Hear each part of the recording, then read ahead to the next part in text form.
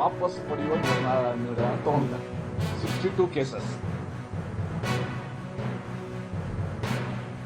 ಅದರಲ್ಲಿ ರೈತರ ಮೇಲೆ ಹಾಕಿರೋದನ್ನ ವಾಪಸ್ ತಗೊಂಡಿರೋದು ಬಹಳ ಒಳ್ಳೆಯದು. ಕನ್ನಡ ಹೋರಾಟಗಾರರ ಮೇಲೆ ಹಾಕಿರೋದು ತೆಗೆದಿದ್ದಾರೆ, ಓಕೆ.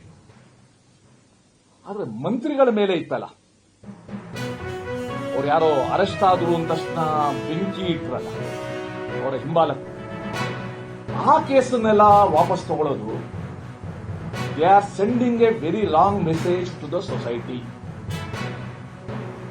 ನಾವು ಲಾ ಅಂಡ್ ಆರ್ಡರ್ ನ ಸುಭದ್ರಗೊಳಿಸೋದ್ರಲ್ಲಿ ನಮಗೆ ಆಸಕ್ತಿ ಇಲ್ಲ. ಯಾರ ಮೇಲೆ ಆದ್ರೂ ಕೇಸ್ ಹಾಕಿ ನಾವು ವಾಪಸ್ ತಗೊಳ್ತೀವಿ ನಾವು. ಅಂಡ್ ಏನ್ ಹೇಳ್ತಾರೆ, ಇದು ಸರ್ಕಾರದ ನಿರ್ಧಾರ, ನಾವು ಏನ್ ಬೇಕಾದ್ರೂ ಮಾಡ್ತೀವಿ.